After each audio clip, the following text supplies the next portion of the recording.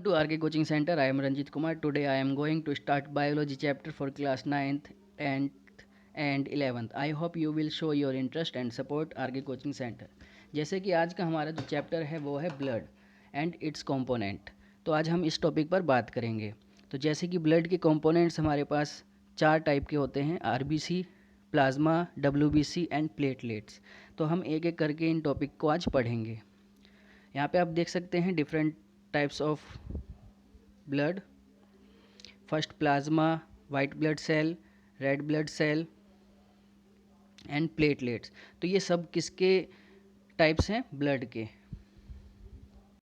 तो so blood है क्या? तो blood and lymph are the important modes of transport in the circulatory system. हमारे जो सर्कुलेटरी सिस्टम होता है जिसमें हमारा ब्लड जो सर्कुलेट करता है पूरी बॉडी में, इसमें ब्लड और लिम्फ का बहुत ही इंपॉर्टेंट रोल होता है। Blood is a fluid tissue made from plasma and formed elements. जो ब्लड के टिश्यू बनते हैं वो प्लाज्मा और उसके एलिमेंट से बनते हैं। तो सबसे पहले हम प्लाज्मा की बात करेंगे। तो प्लाज्मा है क्या? तो plasma is a pale yellowish fluid that contain albumin, fibrinogen, globulins. These are 3 types of protein that contain in plasma. ये तीनों ही प्रोटीन के टाइप्स हैं जो कि प्लाज्मा में होते हैं। जो एल्ब्यूमिन है ये हमारे फ्लूइड को बैलेंस रखता है बॉडी में। दूसरा फिब्रिनोजन जो है it is responsible for the clotting of blood. And globulins जो है इंक्लूडिंग एंटीबॉडीज़, यानी कि इस ग्लोबुलिन्स में एंटीबॉडीज़ पाई जाती है जो फाइट ऑफ इन्फेक्शन, जो हमारी बीमारियों के खिलाफ लड़ता है। Plasma is obtained by separating the liquid portion of blood from the cells. Plasma serves a variety of functions like maintaining a satisfactory blood pressure and volume. Plasma जो है वो हमारी बॉडी का प्रेशर और वॉल्यूम दोनों को ही maintain करता है। सबसे इम्पोर्टेंट बात ये है। Serving as the medium for exchange of vital minerals, maintaining a proper pH in the body.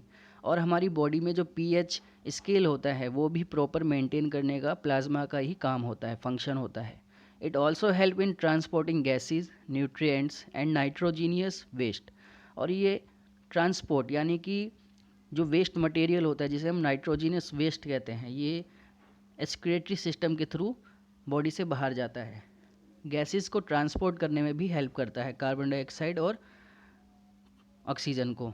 Nutrients, जो हम डाइजेशन में हमने जैसे डिफरेंट न्यूट्रिएंट्स के बारे में पढ़ा था, तो डिफरेंट न्यूट्रिएंट्स को भी ये पूरी बॉडी में सर्कुलेट करता है। नेक्स्ट है हमारे पास RBC. RBC also known as erythrocyte. यहाँ पे साइट का जो मतलब है CYTE, साइट मीन्स सेल्स। तो erythrocytes are also a type of RBCs. So what is RBC? तो RBC cells in the blood are flattened disc-like structures responsible of transporting oxygen and carbon dioxide gases. यहाँ आप देख सकते हैं transport करता है oxygen and carbon dioxide gases को। Red blood cells consist of red iron containing pigment called as haemoglobin. RBC में ही एक रेड कलर का पिगमेंट पाया जाता है जिसे हम हेमोग्लोबिन कहते हैं। Haemoglobin is a respiratory pigment that carries oxygen through the red blood cells. Oxygenated blood is carried to tissue. अगर हम यहाँ पे आरबीसी की लाइफ स्पेन की बात करें तो इट इज़ अबाउट 120 डेज़। 120 दिन तक हमारे जो आरबीसी सेल्स होते हैं वो ज़िंदा रहते हैं। इसके बाद हम बात करते हैं WBC, also known as leucocytes. WBC जो है वो लिकोसाइट्स कहलाते हैं which help the body in fighting against the disease. जो डब्ल्यूबीसी है, जो हमारी बॉडी में डिफरेंट टाइप्स की जो बीमारियां होती है, डिजीज़ होती है, जो बैक्टीरिया, वायरस, फंजाई या फिर किसी भी रेप्टाइल के काटने से कोई भी तरीके की बीमारी से लड़ने का जो काम करती है वो हमारी बॉडी में डब्ल्यूबीसी करती है, वाइट ब्लड सेल्स करती है। यहाँ पे हम देखेंगे different type of WBC. There are different type of WBC: granulocyte, lymphocyte, neutrophils, basophils and eosinophils. तो यहाँ पे डिफरेंट टाइप ऑफ WBC दिए गए हैं और इसके फंक्शन के बारे में हम एक एक करके जानेंगे। इससे पहले हम WBC के बारे में और अच्छे से जानते हैं। WBC account for only about 1% of our blood. हमारे जो ब्लड होता है, कुल जो 8% ब्लड होता है हमारी बॉडी में, उसमें 1% WBC पाए जाते हैं। But there impact is big. बेशक से ये 1% हमारी बॉडी में पाया जाता है, लेकिन इसका इम्पैक्ट जो होता है, असर जो होता है, बहुत ही ज़्यादा होता है। WBCs are made in the bone marrow. जो WBC होता है वो हमारे बोन मैरो में बनता है। यहाँ पे आप देख सकते हैं बोन मैरो। तो बोन मैरो में हमारा WBC बनता है। They are stored in our blood and lymph tissue. ये हमारे ब्लड में स्टोर होते हैं। लाइफ स्पैन की अगर बात करें तो it is about 1 to 3 days. केवल ये 1 से 3 दिन ही जिंदा रहते हैं। Our bone marrow is always making them. लेकिन हमारा जो बोन मैरो है ये हमेशा इसको बनाता रहता है। जैसे कि हमने डिफरेंट टाइप ऑफ WBC की बात की थी, तो फर्स्ट है हमारा मोनोसाइट्स। तो they have a longer life span than many white blood cell and have to break down bacteria. इसकी जो लाइफ टाइम होती है वो बाकी सेल्स से ज़्यादा होती है और ये बैक्टीरिया जो होते हैं इनको किल करती है। लिम्फोसाइट की अगर बात करें, they create antibodies to fight against bacteria, viruses and other protein या हार्मफुल इन्वेल्डर्स। लिम्फोसाइट भी हमारी बॉडी में एंटीबॉडीज़ बनाती है जो कि दूसरे बैक्टीरिया, वायरस और अदर इन्वेल्डर्स को मारने का काम करती है। न्यूट्रोफिल्स की अगर बात करें, दे किल एंड डाइजेस्ट बैक्टीरिया। ये बैक्टीरिया को मारते भी हैं और डाइजेस्ट भी कर लेते हैं। जैसे हम लाइजोसोम्स की अगर बात करें थोड़े बहुत, they are the most numerous type of WBC and our first time of defence when infection strikes. और ये सबसे ज़्यादा बैक्टीरिया से लड़ने में हेल्प करता है। बेसोफिल्स की अगर बात करें, these small cells seem to be round an alarm when infection agent invade our blood. Basophils, जब भी कोई इन्फेक्शियस एजेंट हमारी बॉडी में एंटर करता है तो बेसोफिल्स हमारा एक अलार्म सा बजाता है, जिससे हमें पता चलता है, यानी सिम्टम्स दिखने शुरू हो जाते हैं हमारी बॉडी में। They secrete chemicals such as histamine, a marker of allergic disease that help control the body's immune system.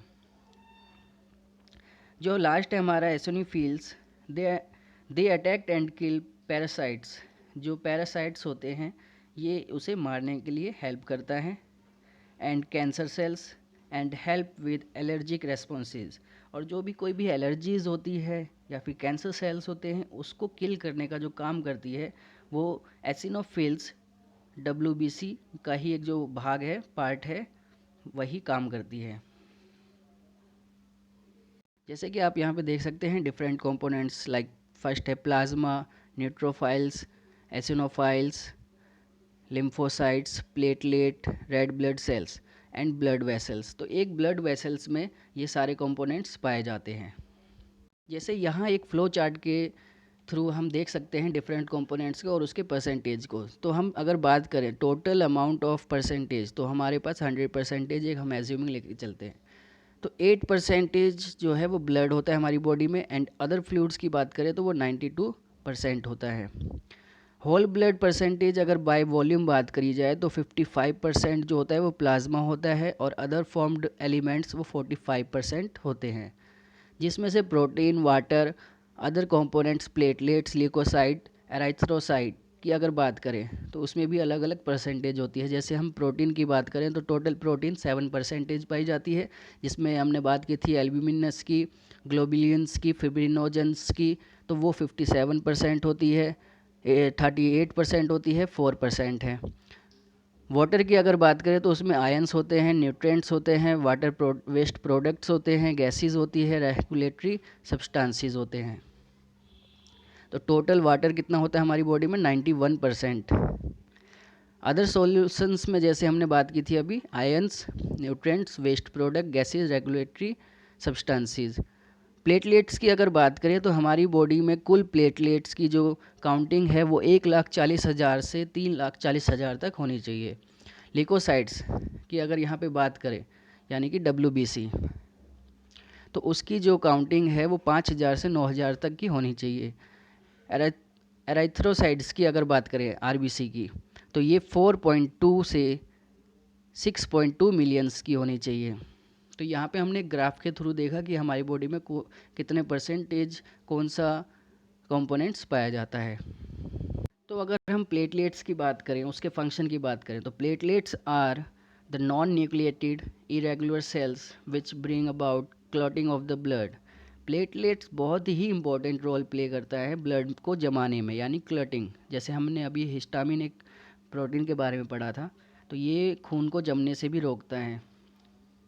These are also called as thrombocytes as they release thromboplastin which plays an important role in clotting of blood। जो thromboplastin एक जो हमारे पास protein है, ये blood को जमाने में help करता है। Platelets immediately come to the place of injury. जो प्लेटलेट्स है, जैसे ही हमें कोई भी चोट लगती है, ये प्लेटलेट्स फ़ौरन उसी जगह पे आ जाती है एंड उस ब्लड को क्लट कर देती है, जमा देती है, and it prevent the loss of blood. Next हम बात करते हैं फंक्शन ऑफ ब्लड, जो कि ऐसे है, हम देखते हैं RS follow. Blood plays an vital role in transporting many substances to all part of the body. Blood जो है वो सब पूरे बॉडी में जो डिफरेंट कंपोनेंट्स को सप्लाई करता है, ट्रांसपोर्ट करता है। As the blood contains RBCs, it transport oxygen from lungs to cells and in turn carries carbon dioxide in the opposite direction. पहला काम जो है वो ऑक्सीजन को कैरी करता है और कार्बन डाइऑक्साइड को कैरी करता है, ट्रांसपोर्ट करता है। दूसरे काम की अगर बात करें तो urea, the main excretory product form in the liver, is carried away by the blood to kidney. Third point की अगर बात करें, blood transport soluble digested food material which are absorbed in the small intestine. Fourth point, blood provides a medium of transport for the hormones secreted by different endocrine glands to reach their target organ. Last point जो है, blood also transport water required by the cells to perform various biomechanical reactions। तो यहाँ हमने देखा कि blood जो है वो वेस्ट मटेरियल को भी ट्रांसपोर्ट करता है, एक्सक्रीट करता है हमारी बॉडी से, सोल्यूबल डाइजेस्टेड फूड को पूरी बॉडी में सब ट्रांसपोर्ट भी करता है, एक मीडियम भी बनाता है जिससे जो हमारे हार्मोन सीक्रेट होते हैं वो भी टारगेट ऑर्गन पे पहुंच सके और वहाँ पे फंक्शन कर सके। इसके बाद हम बात करेंगे फंक्शन ऑफ लिम्फ और टाइप ऑफ सर्कुलेशन। लिम्फ की अगर बात करें, lymph is a clear fluid sometimes white in colour, comprises of white blood cells, mainly lymphocytes. Lymph जो है एक फ्लूइड ही है जो कि वाइट कलर का होता है। Lymph is a colourless fluid. Lymph जो है कलरलेस फ्लूइड होता है, that contain less protein than plasma. Plasma में जितना प्रोटीन पाया जाता है उससे कम प्रोटीन लिम्फ में पाया जाता है, एंड लैक RBC, और इसमें कोई RBC प्रेजेंट नहीं होते। This cells also attack bacteria entering the cells. ये सेल्स जो इसमें पाए जाते हैं, ये भी जो बैक्टीरिया जो हमारी बॉडी में एंटर करते हैं, फॉरेनर बैक्टीरिया, उसको भी अटैक करते हैं, उसको मारते हैं। Lymph also contain the fluid from the intestine containing protein and fats. Lymph help in carrying absorbed fat molecules from the intestine to different part of the body. Lymph भी different molecules को absorb करने में help करता है। There is two type of circulation, जैसे हमने बात की, there are two type of circulation. यहाँ आप देख सकते हैं लिम्फेटिक सिस्टम, हमारे हर बॉडी पार्ट में लिम्फेटिक सिस्टम पाया जाता है। तो हम सबसे पहले एक बात करेंगे circulation. Single circulation is the type of circulation in which blood passes through the heart only once through the heart. Single circulation में जो ब्लड सर्कुलेशन होता है वो एक ही बार होता है। जैसे कि एग्जांपल की बात करें, it is seen in fishes, जैसे इसको हम फिश में देख सकते हैं।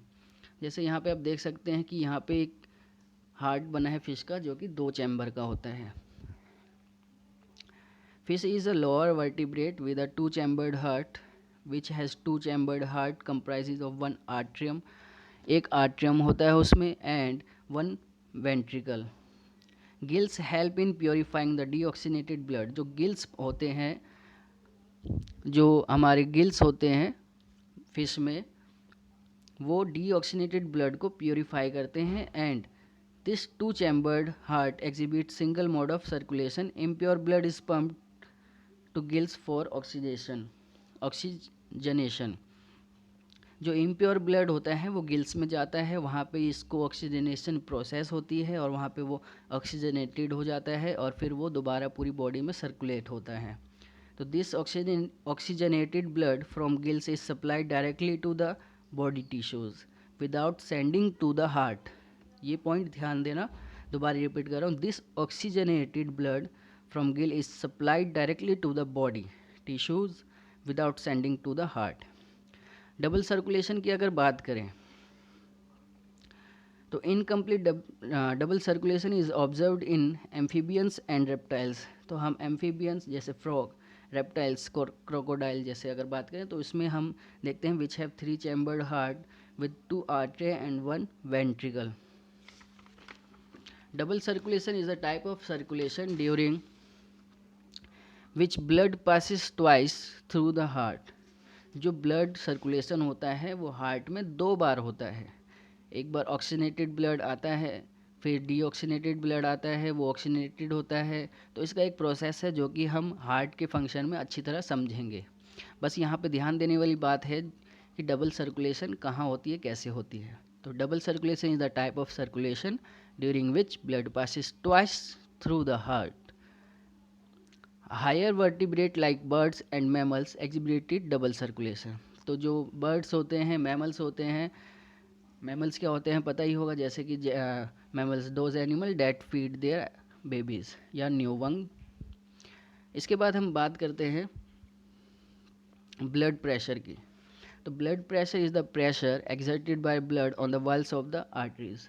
जो हमारी नर्व्स होती है उस पर जब ब्लड प्रेशर यानी ब्लड प्रेशराइज्ड होती है तब हमें फील होता है कि हमारा ब्लड प्रेशर हाई है या फिर लो है। तो हम देखते हैं, अगर टाइप की बात करें तो there are 2 types, systolic and diastolic. The pressure can be systolic pressure during contraction and diastolic pressure at relax state. जैसे हम यहाँ देख सकते हैं, यहाँ है डायस्टोलिक ब्लड प्रेशर एंड यहाँ है सिस्टोलिक। तो यहाँ देख सकते हैं यहाँ पे जो ब्लड है ये कॉन्ट्रैक्शन हो रहा है, जो ब्लड है वो हमारा रिलैक्स्ड फॉर्म में है। एंड यहाँ पे देख सकते हैं जब कॉन्ट्रैक्शन हो रहा है यानी ब्लड ऊपर की तरफ जा रहा है। जैसे अगर हम एग्जांपल देखें, हम फिस्ट बनाते हैं, मुट्ठी बनाते हैं, अगर हम अपने फिंगर्स को रिलैक्स कर दें तो ये एक diastolic mode of blood pressure का काम करेगा। एंड फिस्ट को यानी मुट्ठी को जब हम ज़ोर से दबा लें तो हमारा जो ब्लड है वो एकदम ऊपर की तरफ जाता है, जिससे हमारा सिस्टोलिक ब्लड प्रेशर कहते हैं। The pressure exerted by blood against the wall of an artery during ventricular contraction and systole is called systolic pressure, and that exerted during ventricular expansion यानी कि फैलना and और diastole is called diastolic pressure। अगर normal blood pressure की बात करें, normal blood pressure की बात करें सिस्टोलिक में तो अंडर 120 होना चाहिए और डायस्टोलिक में अंडर 80 होना चाहिए। प्री हाइपरटेंशन की अगर बात करें सिस्टोलिक में तो 120 टू 199 होना चाहिए ब्लड प्रेशर, डायस्टोलिक में 80 टू 89। हाइपरटेंशन स्टेज 1 में अगर बात करें तो 140 टू 159 होना चाहिए, डायस्टोलिक में 90 टू 199। हाइपरटेंशन जो कि स्टेज 2 होती है अबव 166 160 और डायस्टोलिक में अबव 100। हाइपरटेंसिव क्राइसिस में अगर बात करें तो अबव 180 सिस्टोलिक ब्लड प्रेशर में होती है, डायस्टोलिक में अबव 110। यहाँ पे एक इंस्ट्रूमेंट है जो कि हम यूज़ करते हैं measuring for blood pressure. An instrument called the sphygmomanometer is used to measure blood pressure. The normal systolic pressure is about 120 millimeter of Hg and diastolic pressure is 80 millimeter of Hg। Are के coaching centre में अपना कीमती वक्त देने के लिए धन्यवाद।